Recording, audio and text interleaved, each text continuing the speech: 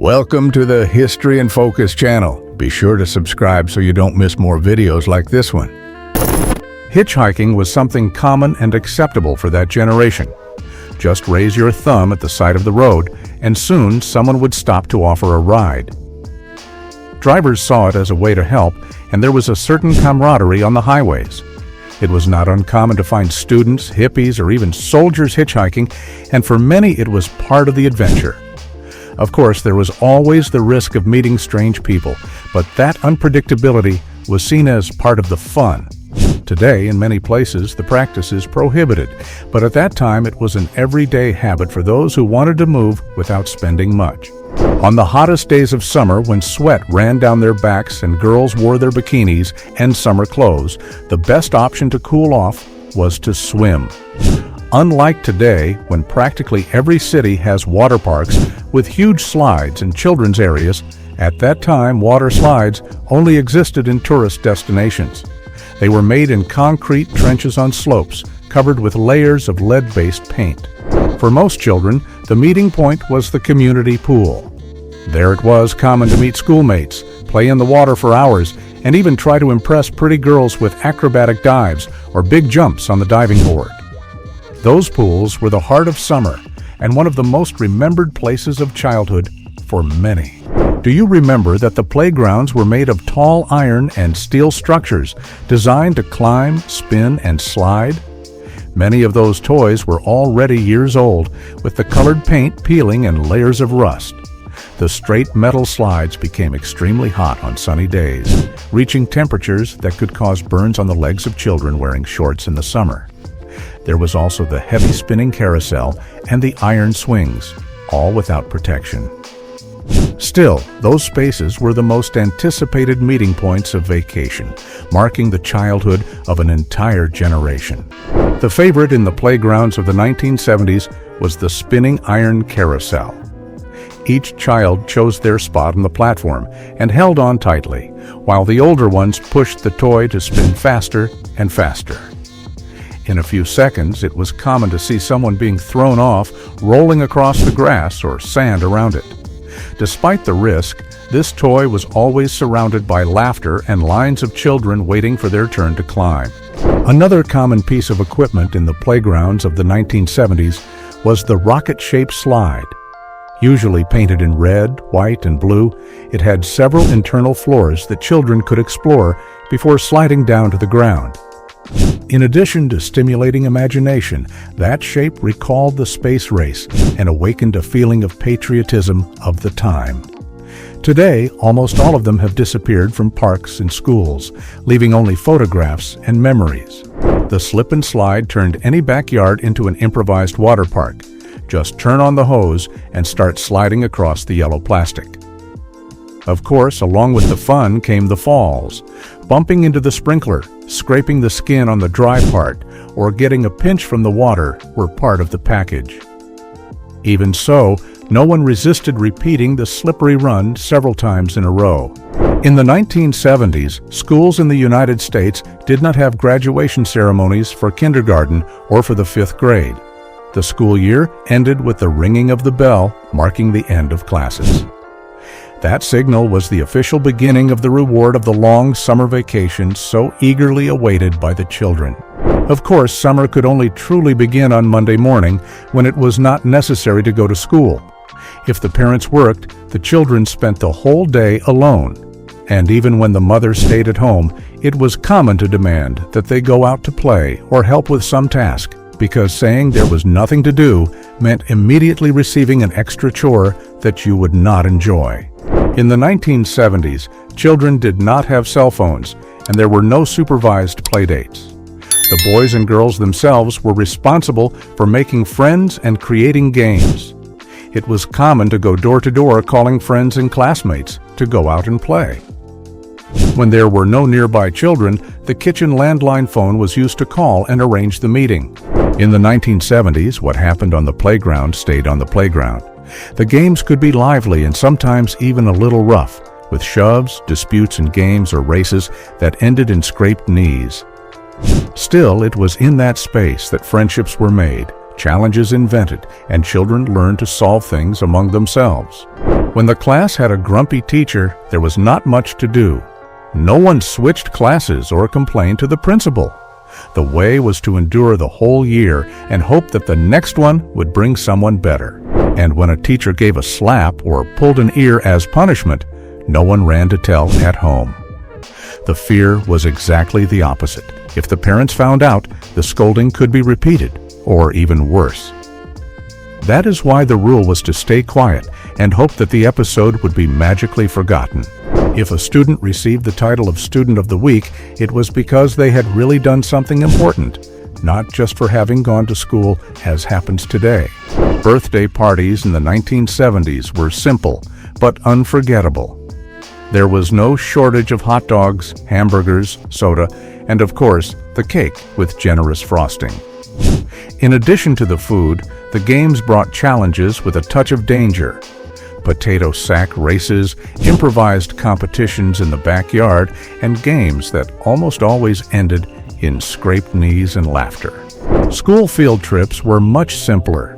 There was no concern about counting how many adults accompanied each group of children.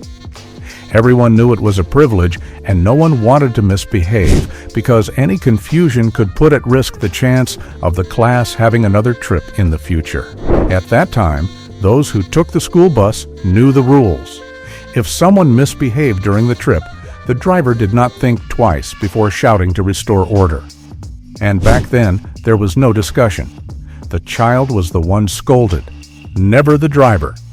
Many times this meant getting home already, knowing that the parents would also find out about the mess. Weekends were always awaited, and Saturday mornings had an owner. Television? It was the moment when children gathered in the living room, often still in pajamas, to watch their favorite cartoons and shows. It did not matter if the image was black and white or if it was necessary to adjust the antenna. That time in front of the TV was an essential part of childhood routine.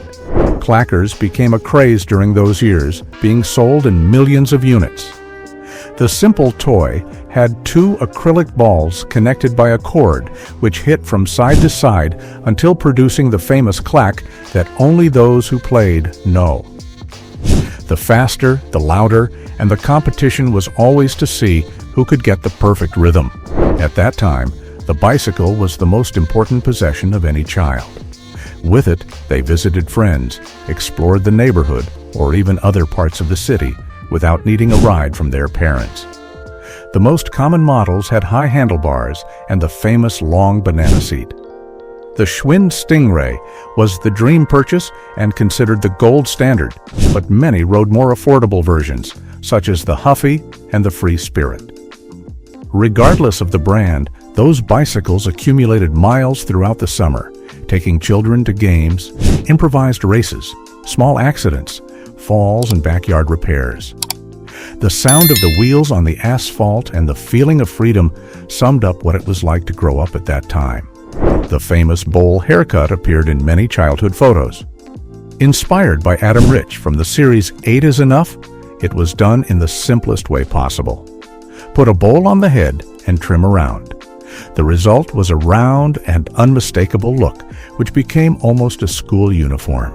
It may seem strange today, but it was one of the styles that most defined the generation. The pet rock was one of the funniest scams of the time. For only $4, you took home nothing more than a rock with glued eyes, packed in a cardboard box with holes as if it were a real pet. The promise was of a pet that did not need food, walks, or any care at all. Hard to believe how someone managed to sell millions of those simple rocks. Having a phone in the bedroom was a privilege for few, and most had to use the kitchen landline, fixed to the wall. When it rang, it was answered right away, without a second thought. Caller ID did not exist, so every call was a surprise. It could be your best friend wanting to talk or just an annoying salesman. Many times it was necessary to guess the voice on the other end, twisting the spiral cord of the phone while the conversation dragged on. It was also common to shout through the house to let others know the message was for them. For those who grew up later, it seems impossible to imagine answering without knowing who was calling, but that was exactly how it worked. Schools were also very different at that time. Almost everyone attended the one closest to home, even if it was not the best in the region. That meant studying with neighbors, walking together to the entrance, and living with the same classmates for years. There was no concern about looking for renowned schools or moving to another neighborhood for better education. When someone got hurt at school, the teacher quickly applied mercurochrome on the scraped knee, and that was it. There was no asking for permission from the parents, nor incident reports to fill out. It was simple and immediate care, part of the school routine at that time. The school lunch came in metal lunchboxes, decorated with fashionable characters. Inside, it could be chicken from last night's dinner, a bologna sandwich, or even tuna. There were no refrigerators in classrooms, nor those thermal bags with artificial ice to keep the food fresh. Still, the lunches stayed for hours inside the lunchbox until recess, and curiously, no one seemed to care, and no one seemed to get sick from it. At that time, children's clubs did not come in ready-made boxes or internet deliveries. Each one was built with pieces of wood and materials left over at home or in the neighborhood. Hammer, bent nails, and lots of imagination turned loose boards into real hideouts. The clubs were unique, full of flaws and patches, but carried the pride of having been made with their own hands. At that time, who never imagined being a superhero? The Underoos made that dream even more real, turning underwear into costumes of Superman, Batman, and so many others. They were at the same time underwear and uniform, perfect for running around the house feeling invincible. For many children, it was not just a piece of clothing, but the chance to take on the identity of their favorite hero, especially when the set imitated every detail of the original costume. Cassette tapes marked an era when making a mixtape was almost a work of art. It took patience to wait hours for the right moment when the song played on the radio, hoping the DJ would not talk over the intro. And when the tape got tangled, it was necessary to use a pen or pencil to rewind it back. Still, they gave people the chance to assemble their own playlists and, for the first time, take the sound anywhere. Record stores were much more than music sales points. They worked as meeting places where young people spent hours flipping through vinyl covers, listening to albums, before buying and sharing discoveries with friends. The clerks were almost always passionate music enthusiasts and loved to recommend good songs. Conversations with strangers about favorite bands arose naturally, making the store a unique social space. And who knows, maybe even the place where you met that crush who liked the same band as you. Waterbeds were considered the height of modernity, with their undulating surface that rocked with each movement and the idea of offering more relaxing nights. To complete the perfect bedroom, nothing beat the soft glow of a lava lamp, projecting hypnotic colors that held the gaze for hours. The death of Elvis Presley in 1977 generated worldwide commotion and marked the end of an era in rock and roll. Millions of fans followed the funeral in Memphis, turning the farewell of the King of Rock into one of the most memorable events in music history. Music was part of everything. The bedroom walls were covered with posters and magazine clippings. In addition to vinyls, another passion grew quickly: the 8-track tapes. They allowed music to be taken outside the house, and soon many new cars already came with players built into the dashboard. Suddenly, it was possible to drive through the streets listening to exactly what you wanted, without depending on the radio. Just remembering that time brings to mind the striking look of men. Well-kept mustaches, long sideburns, voluminous hair, and the strong smell of aftershave filling the air. The style was all based on the macho attitude, with bold clothes, open shirts showing the hairy chest, and an air of confidence that seemed to come naturally. It was a combination of vanity and daring that became unmistakable.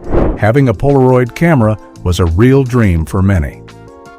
Pressing the button and seeing the photo appear right away was magical, even though each roll had few shots and it was necessary to choose each click carefully. Many still shook the photo in the air, thinking that this sped up the process, although it was just a myth. Since carrying the Polaroid everywhere was not practical, photo booths were successful. Installed in malls, arcades, and skating rinks, they were meeting points for friends and couples. There, in a few minutes, came out a sequence of funny and spontaneous photos, memories kept as real treasures. Going to the supermarket was almost an adventure. Children rode inside the metal carts without seat belts or cushions, often lying between the groceries while the bags piled up on top. There was also the fun of balancing on the edge of the cart, letting the parents push through the aisle as if it were a toy on wheels. It was simple, but it turned into one of the most fun moments of the day. Evel Knievel was a true icon, and his toys were everywhere in America. His stunts inspired children to improvise ramps in the backyard or on the street, trying to jump with bicycles over rows of Tonka trucks, and sometimes even over other friends who agreed to be part of the stunt. It was dangerous, but no one wanted to be left out of the thrill of imitating the great stunt star. It seemed that every mother sold Tupperware or Avon products in the 1970s. And when they did not sell, they participated in the famous Tupperware parties, always coming home with more containers in the bags. The colors followed the fashion of the time, avocado green, yellow, and orange, and the durability was excellent. The lids were so tight that many joked that not even a tornado could take them off. Opening a can of soda or beer was different. The aluminum ring came off completely and turned into a loose piece of metal, often thrown on the ground. Those sharp rings piled up on beaches, parks, and sidewalks, being a danger for those walking barefoot. Despite the inconvenience, it was part of the routine until the model changed and gave way to the fixed lid we know today. The famous sea monkeys were one of the most coveted gifts for children. The ads showed cheerful, almost magical little creatures living in small plastic castles. But the reality was very different. When they arrived, they turned out to be just tiny brine shrimp. The disappointment was inevitable, as they were nothing more than weird little animals swimming in murky water, far from the fantasy promised in the magazines. The act of smoking was part of everyday life. People lit cigarettes in offices, restaurants, airplanes, and even inside the house, without anyone finding it strange. Passive smoking was not even discussed, and smoke was part of the environment. The culture around the cigarette was so strong that even children were influenced, with candy in the shape of cigarettes and advertising campaigns starred by the iconic Marlboro Man. The classic look of that period included very short shorts combined with striped knee-high socks, known as tube socks. It was not a fashion restricted to boys or girls, everyone wore them. The arrival of Pong, launched by Atari in 1972, turned the living room into a competition stage. The simple electronic tennis game with 2 bars and a square ball addicted entire families and paved the way for the arcade craze. At the end of the decade, Space Invaders invaded the arcades and consolidated once and for all the beginning of the video game era. Whoever lived through the 1970s remembers the Watergate scandal that took over the headlines by revealing espionage and abuses within the government. The investigations dragged on for months until culminating in 1974 in the resignation of President Richard Nixon. The year 1976 marked the bicentennial of the United States, and the whole country entered a patriotic mood. There were parades, fireworks, reenactments of the War of Independence, and a flood of clothes in red, white, and blue. From coast to coast, it seemed that everyone wanted to celebrate the nation's 200 years like never before. One of the most memorable stories of that time was that of Patty Hearst, granddaughter of the press magnate William Randolph Hearst. In 1974, she was kidnapped by the radical group Symbionese Liberation Army, and what happened next seemed to have come out of a Hollywood movie. Patty changed her name to Tanya, began living closely with the kidnappers, and ended up joining them. She even participated in bank robberies in San Francisco, being photographed holding a rifle next to the group. The plot seemed so absurd and unexpected that many wondered if it was really real or just a staging. It took only one movie to change the way many people looked at the sea. In 1975, Jaws by Steven Spielberg hit theaters with a mechanical shark more than 23 feet long that scared children and adults. The tension of the soundtrack and the ocean scenes created a collective fear that left entire beaches uninhabited. Even those who had never entered the sea began to imagine a fin cutting through the water. When Star Wars premiered in theaters in 1977, it was like seeing a new world born before the screen. Nothing compared to the special effects, the grand soundtrack, and the universe that seemed to extend far beyond the cinema room. Those who watched at that time never forgot the experience, from the huge lines that went around the block to the unique feeling of witnessing something revolutionary. For children, each new toy released became an immediate object of desire, and many still keep the miniatures, ships, and lightsabers that turned the saga into an inseparable part of childhood. Rock'em Sock'em Robots was responsible for many fierce disputes in many American homes. The little plastic robots faced each other in a ring and only stopped when one of their heads popped up. The game was fun, but it also guaranteed fights between siblings, which often ended in tears and scolding from the parents. At the time, it was even seen as a violent toy, something that today seems funny and even a little naive. The Simon game was the big request from children to Santa Claus at Christmas. With its colorful round shape, it seemed to hypnotize while the lights lit up in sequence. The challenge was to repeat without making mistakes, and each round got faster. Besides guaranteed fun, there were the beeps that echoed through the house and left many parents on the verge of losing patience. The disco became one of the greatest cultural symbols of the United States. Clubs and school parties drove dances to the sound of the Bee Gees, Boney M., and Donna Summer. Teenagers risked dance moves in improvised halls, while some preferred just to watch or talk. The clothes followed the fashion of the decade with short skirts, tight shirts, leather boots, and long hair. Platform shoes were pieces that attracted attention anywhere. The synthetic fabric sets, often in earthy tones or striking prints, shared space with the huge heels that increased the height of those who wore them. Some imitated John Travolta's style on the dance floor, while others preferred something more discreet. The Brady Bunch was one of the biggest television successes, with 3 boys and 3 girls who won the audience. Almost every child had a crush on one of the characters, and the life of that family seemed too perfect to be real. Still, the series won generations, creating an immediate connection with those who watched. Charlie's Angels. Many girls dreamed of being like them, while the boys inevitably fell in love with one of the 3. Jacqueline Smith had her legion of fans. Kate Jackson conquered with her intelligent and elegant way. But it was Farrah Fawcett who became a true icon, appearing on posters in bedrooms around the world. Everyone had their favorite angel, and that choice said a lot about who you were at that time. Fantasy Island was the kind of show that left marks. That episode with Annette Funicello made a home in the minds of many people at the time.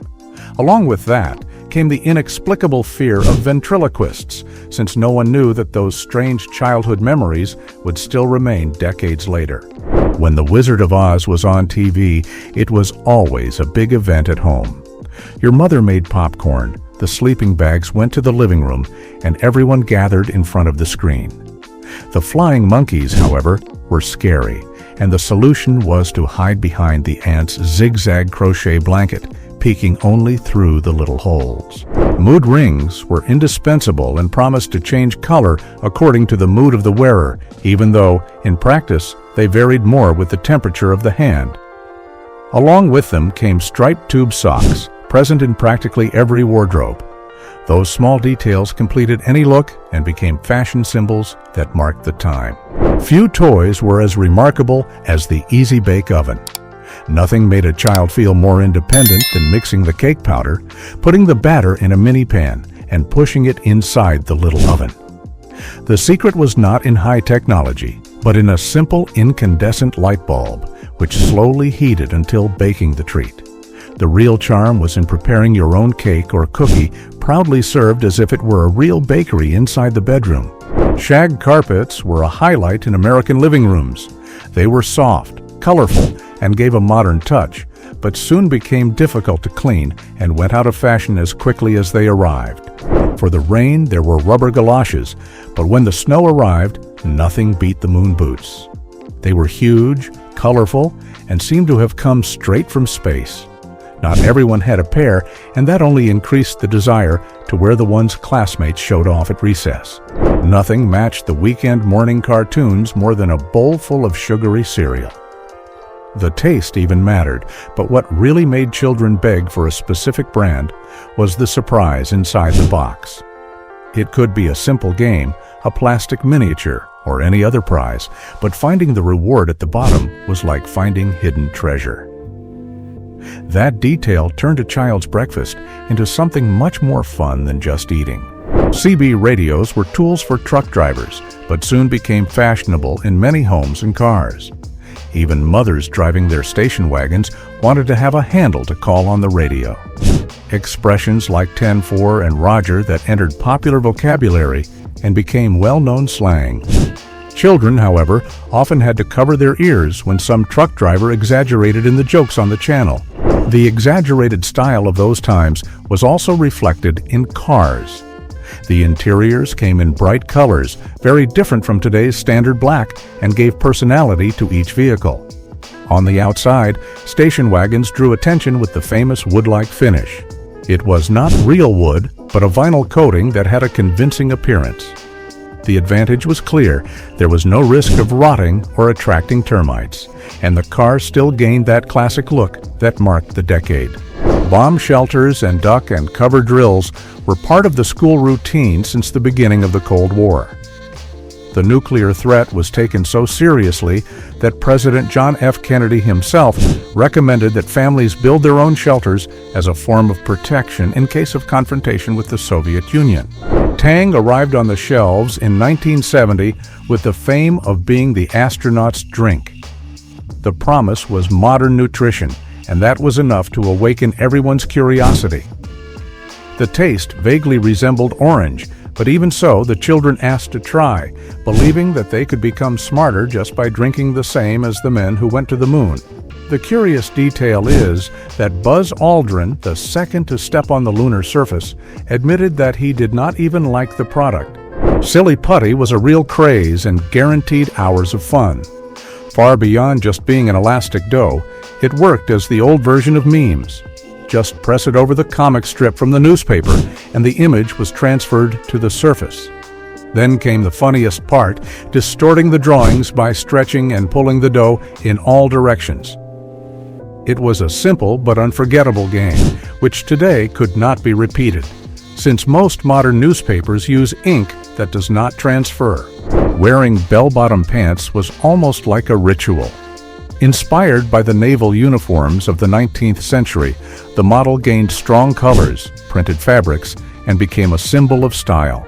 With the Metric Conversion Act of 1975, it seemed that everyone would have to abandon feet, pounds, and gallons to adopt meters, liters, and grams. Schools showed educational films like the Metric Marvels, which tried to present the new system in a fun way, but for many students the idea was a cause of confusion and even anxiety. The television of that time was not on all day. At a certain time of night, it simply went off the air. The schedule varied according to the station and the region, but it was common to see the programming end with a patriotic vignette, images of Native Americans, or even anthems. After that, a hissing static and silence until the broadcast resumed around 6 in the morning. Just entering a 1970s kitchen was enough to notice the fashion of the moment, mushrooms everywhere. Prints appeared on plates, curtains, wallpapers, and even dish towels. The mushroom look became a symbol of that cozy style and was everywhere, turning the kitchen into a unique and unmistakable space. Many started skating on real skates, with metal wheels that clipped to the shoe and often came loose in the middle, causing the funniest falls on the sidewalk. Later came the rubber models with front brakes, where everyone thought they were true stars on 4 wheels.